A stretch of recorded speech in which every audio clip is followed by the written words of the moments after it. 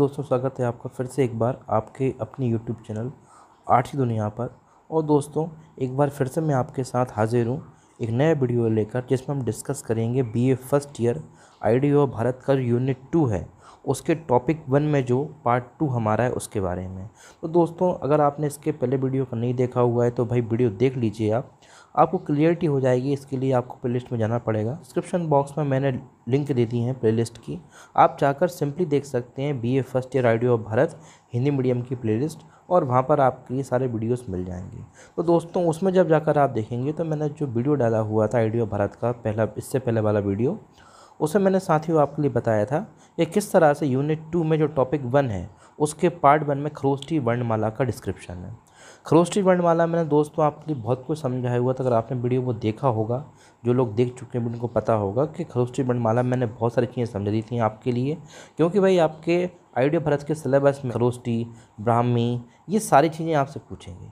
तो उस केस में आपको ये चीज़ें पता होनी चाहिए। इस बेसिस पर मैं आज का वीडियो लेकर आया हूँ। उससे वादा किया था कि मैं पार्ट 2 लेकर आऊँगा यूनिट 2 का, और जिसमें मैं आपके लिए बताऊँगा टॉपिक जो हमारा 1 है उसकी कुछ और चीज़ें, यानी कि खरोष्टी वर्णमाला के बारे में। तो साथियों, इसका मतलब हम आज के वीडियो में डिस्कस करने वाले हैं खरोष्टी वर्णमाला के बारे में।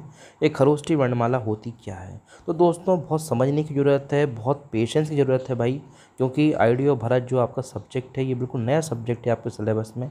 और जैसा कि आप लोग जानते हैं, जब भी कोई नया चेंज होता है आपके सिलेबस में, आपकी एजुकेशन में, आपकी पढ़ाई में, आपकी कॉलेज लेवल पर, तो यार थोड़ी प्रॉब्लम तो जाती है। मगर आप टेंशन क्यों लेते हो? आपके साथ आर्ट्स की दुनिया जो है, बिल्कुल हम इस आर्ट्स की दुनिया में आपके लिए सब कुछ क्लियर कर देंगे, और आपकी जो खुद की दुनिया है वो बहुत अच्छे से चलती रहेगी।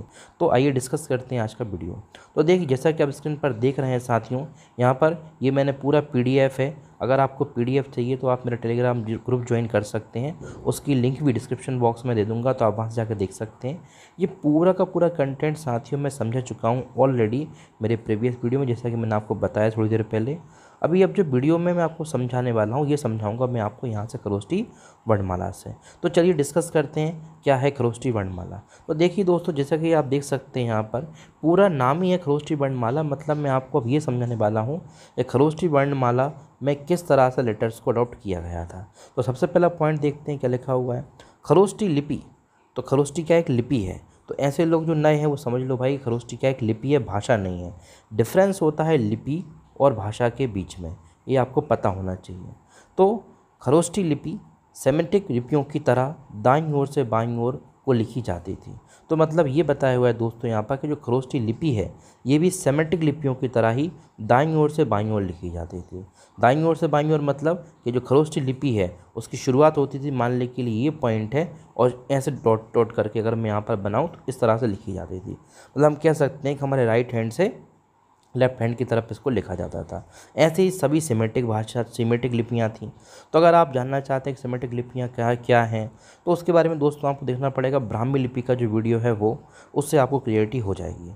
तो आगे बताता हूँ मैं आपके लिए कुछ और चीज़ें। इसके कुछ अक्षर ही नहीं बल्कि इनके ध्वनिमान भी अरेमाई लिपि से मिलते हैं। तो हम क्या कह सकते हैं, एक खरोष्टी जो लिपि है उसके कुछ अक्षर नहीं बल्कि ध्वनिमान, ध्वनिमान मतलब जो प्रोनाउंसिएशन होता है, जो हम बोल सकते हैं किसी अक्षर को जब हम पढ़ते हैं तो उसका जो उच्चारण होता है वो भी अरेमाई लिपि से मिलता है। इसलिए अनेक विद्वान ऐसा मानते हैं कि खरोष्टी का निर्माण अरेमाई लिपि के आधार पर हुआ होगा। तो हम कह सकते हैं कि बहुत सारे लोग ये जो अरेमाई लिपि से खरोष्टी लिपि के बहुत सारे अक्षर, उनके ध्वनिमान मिलते हैं, तो बहुत सारे विद्वानों ने ये अंदाज़ा लगाया हुआ है दोस्तों कि खरोष्टी का निर्माण अरेमाई लिपि के आधार पर ही हुआ होगा।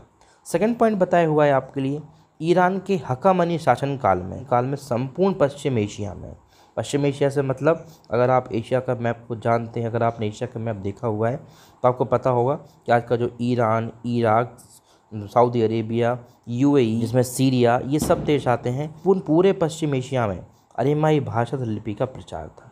तो ईरान के शासनकाल के समय ये अरेमाई लिपि का प्रचार था, और भारत की बात करें तो भारत में खरोष्टी लिपि का उस समय प्रचार था। आगे लिखा हुआ है, तक्षशिला से भी अरेमाई लिपि में लिखा हुआ एक शिलालेख मिला हुआ है। तो जैसा कि मैंने आपको तक्षशिला के बारे में पिछले वीडियो में ही बताया था, यहाँ पर तक्षशिला से भी अरेमाई लिपि में लिखा हुआ एक शिलालेख मिला है। दोस्तों, बात करते हैं थोड़ा सा और हम हकामनी शासन काल के बारे में, यानी कि ईरान का जो शासन काल था, जो डायनेस्टी थी, उसके बारे में। तो लिखा हुआ है कि हकमनी शासकों का गंधार देश पर भी शासन था। गंधार देश मतलब जिसको आज आप, मैं फिर से बताता हूँ, अफ़गानिस्तान बोलते हो, और उसके आसपास के जो क्षेत्र थे उस समय उसको गंधार देश कहा जाता था। तो वहाँ तक भी हकमनी शासन का शासनकाल था। अरेमाई लिपि सेमेटिक भाषाओं को लिखने के लिए तो ठीक थी। तो क्या लिखा हुआ है कि जो अरेमाई लिपि थी वो सेमेटिक भाषा को लिखने के लिए ठीक थी, लेकिन जो भारोपीय परिवार की प्राकृत भाषा है इस लिपि में लिखना संभव नहीं था। तो मतलब कह सकते हैं कि सेमेटिक भाषा यानी कि जो यूरोप की भाषाएं थी उन भाषाओं को लिखना तो अरेमाई लिपि में आसान था, लेकिन दोस्तों जो भारतीय भाषाएं थी इसमें आप प्राकृत भाषा को बोल सकते हो। प्राकृत मतलब पाली भाषा। तो जो अगला वीडियो लेकर आऊँगा उसमें पाली भाषा के बारे में बताऊँगा आपके लिए। तो दोस्तों इसको लिखना बहुत मुश्किल था, तो इसके लिए एक नई लिपि की डिमांड उठ रही थी, एक नई लिपि की आवश्यकता थी। तो इसलिए हम कह सकते हैं कि ऐसा महसूस होता है, ऐसा जान पड़ता है कि ईसा पूर्व 5वीं शताब्दी में गंधार देश में अरेमाई लिपि का अनुकरण करते हुए, मतलब अरेमाई लिपि के जैसे ही एक नई लिपि की शुरुआत कर दी गई और इस लिपि का नाम है खरोष्टी लिपि। तो दोस्तों इसके बारे में पिछली वीडियो में बहुत अच्छे से बताया हुआ हूँ आपको कि इसका जन्म जो है वो अफगानिस्तान में होता है, मतलब गंधार देश में होता है। आगे लिखा हुआ है कि अरेमाई लिपि में कितने अक्षर थे? 22 अक्षर थे, और उसमें अक्षरों की अपूर्णता जैसे कि सभी सेमेटिक लिपियों में देखने को मिलता है, और उसमें ह्रस्व स्वर दीर्घ स्वर का कोई भेद नहीं था। इसलिए पाली यानी कि प्राकृत भाषा के लिए नई लिपि का निर्माण करते समय कुछ नए स्वर और अन्य की मात्राओं के लिए संकेत करने पड़े। तो मतलब हम कह सकते हैं जो अरेमाई लिपि है उसी से बनी हुई है, उसके ही जैसी है खरोष्टी लिपि। बस फ़र्क इतना है कि कुछ स्वर और कुछ मात्राएं अकेली अलग हैं, डिफरेंट हैं। किससे? अरेमाई लिपि से। बाकी लगभग एक सी हम बोल सकते हैं कि दोनों लिपियां हैं। आगे बढ़ते हैं, साथ ही देखते हैं कुछ और पॉइंट्स। आगे आपके लिए बताया जा रहा है कि खरोष्टी लिपि की वर्णमाला को देखने से, मतलब जब आप खरोष्टी लिपि की वर्णमाला देखेंगे तो आपको स्पष्ट पता चलता है कि उसके निर्माण में ब्राह्मी लिपि का प्रभाव काफ़ी रहा है। इस तरह होने पर भी ब्राह्मी की तरह खरोष्टी के स्वरों तथा उनकी मात्राओं में ह्रस्व दीर्घ का भेद नहीं है। इसमें संयुक्त अक्षर बहुत कम मिलते हैं, कुछ संयुक्त अक्षरों का पढ़ना तब भी संदेह से मुक्त नहीं है। तो दोस्तों आपको ये बहुत सारे पॉइंट्स बताए हुए हैं। मैं हमेशा जैसा कि आपसे बोलता हूँ, आपको जो भी पॉइंट्स ठीक लगें, जो पॉइंट्स आपको समझ में आ रहे हों, आपको लगता हो कि ये हम अपने हिसाब से लिख सकते हैं, उनको आप अच्छे से कर लीजिएगा, बाकी सब आप स्किप कर सकते हैं। तो हम कह सकते हैं कि हमारे देश में आज भी काम चलाऊ महाजनी लिपि चलती है। उसी की तरह इस खरोष्टी का भी जन्म मामूली पत्र व्यवहार बही खातों के हिसाब आदि के लिए हुआ था। नेक्स्ट पॉइंट है खरोष्टी के लेख शिलाओं, धातु फलकों, काष्ठ पट्टिकाओं, सिक्कों, भुर्ज पत्रों तथा कागज़ पर मिलते हैं। तो आपको खरोष्टी के लेख कहाँ कहाँ मिल सकते हैं? ये जो मैंने आपको नाम बताए इन सारी चीज़ों पर आप खरोष्टी के लेख मिलेंगे, और इन सभी लेखन सामग्रियों पर इस लिपि का सामान्यतः एक सा स्वरूप देखने को मिलता है। तो यह लिपि स्याही और कलम से लिखने के लिए अधिक उपयुक्त थी। तो हम कह सकते हैं कि ऐसी लिपि थी जिसके अक्षर स्याही से लिखे जाएं तो बहुत अच्छे से बन सकते थे, शायद इसीलिए इसका प्रयोग यहाँ पर बताया हुआ है काष्ठ पट्टिकाओं, सिक्कों, भुर्ज पत्रों तथा कागजों पर होता होगा। नेक्स्ट पॉइंट है पिछली शताब्दी के पूर्वार्ध में। पिछली शताब्दी मतलब दोस्तों अभी चल रही है 21वीं शताब्दी, और पिछली मतलब 21-1 यानी कि 20वीं शताब्दी। तो 20वीं शताब्दी में कर्नल जेम्स टॉड, अब यहाँ क्यों बोल रहा हूँ 20वीं शताब्दी दोस्तों मैं आपसे, उस समय अंग्रेज थे देश में इसलिए नाम आ गए। Colonel James Tod, general Ventura, Alexander वंश आदि पुरातत्वविदों ने यूनानी, शक, पहलव तथा कुषाण शासकों के ढेरों सिक्कों का संग्रह किया था। इन सिक्कों में से कई पर एक तरफ यूनानी लिपि के अक्षर हैं और दूसरी तरफ खरोष्टी लिपि के हैं।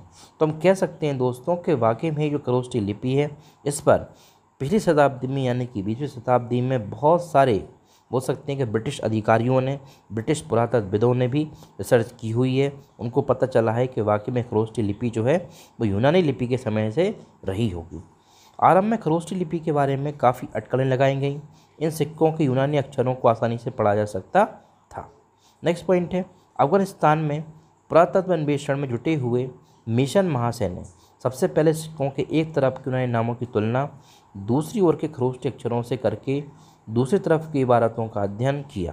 तो उन्हें मिनांडर, एपोलोडोट्स, हर्मियस, बेसिलियस और सोटेरस शब्दों के खरोष्टी अक्षरों को पहचानने को सफलता मिली। तो मतलब ये समझ लो भाई शॉर्ट में कि जो भी तुलना की इन मिशन महादय ने किससे, यूनानी नामों से, वही नाम जो हैं खरोष्ठी लिपि में भी मिलते हैं। तो इससे उनको कन्फर्मेशन हो गया कि वाकई में खरोष्ठी लिपि जिस समय यूनानी शासनकाल रहा होगा उस समय ये भाषा रही होगी, ये लिपि रही होगी। आगे लिखा हुआ है मेसन ने अपनी इस खोज की जानकारी जेम्स प्रिंसेप को भी दी। तो अब बात करते हैं कुछ पॉइंट्स, कुछ इंपॉर्टेंट तथ्य जेम्स प्रिंसेप के बारे में। दोस्तों मैं आपसे फिर से बोल रहा हूँ, ये एक ऐसा डेडिकेटेड वीडियो इसमें मैंने आपके लिए बताया हुआ है खरोष्ठी वर्णमाला से संबंधित कुछ तथ्यों के बारे में। अगर आपके लिए क्वेश्चन आता है खरोष्ठी लिपि से, आप किसी भी यूनिवर्सिटी से हो, क्वेश्चन आता है तो आप अगर इन पॉइंट्स को लिखेंगे तो निश्चित ही आपको बहुत अच्छे नंबर मिल जाएंगे। जेम्स प्रिंसेप को बिल्कुल आप ध्यान रखना, सबसे इम्पॉर्टेंट कंट्रीब्यूशन ब्राह्मी लिपि में, खरोष्ठी लिपि में इसी बंदे का रहा है। तो बात करते हैं अब जेम्स प्रिंसेप की। क्या लिखा हुआ है दोस्तों, प्रिंसेप ये लिखा हुआ है 1799 से 1840। उस समय ब्राह्मी और खरोष्ठी के अन्वेषण में जुटे हुए थे। उन्होंने ब्राह्मी लिपि का उद्घाटन किया ही, इन्हें खरोष्ठी लिपि का भी उद्घाटन करने का श्रेय दिया जाता है। आगे लिखा हुआ है मेसन के अक्षर मानों के आधार पर प्रिंसेप को आरंभ में 12 राजाओं के नाम तथा 6 पदवियों को पढ़ने में सफलता मिली। तो हम कह सकते हैं कि जो मेसन महोदय थे उनके अक्षर मानों के आधार पर प्रिंसेप ने 12 राजाओं के नाम पढ़ लिए थे जो कि ब्राह्मी और खरोष्ठी लिपि में लिखे हुए थे, और 6 पदवियों को पढ़ने में सफलता मिल गई थी उनको। इसके साथ यह भी पता चला कि यह लिपि दाईं ओर से बाईं ओर को लिखी जाती थी, लेकिन प्रिंसेप आराम में इस लिपि की भाषा को गलती से पहले भी समझ बैठे थे। तो ये कुछ पॉइंट्स आप समझ सकते हैं। इसमें इंपॉर्टेंट बात लास्ट वाली लाइन नहीं है, इंपॉर्टेंट बात है आपकी ये पहला और दूसरा लाइन, और दूसरा इस वाले पॉइंट में ये दोनों लाइन। नेक्स्ट पॉइंट है 1838 में पहली बार 2 बाखवी राजाओं के सिक्कों पर प्राकृत में लेख देखने को मिले।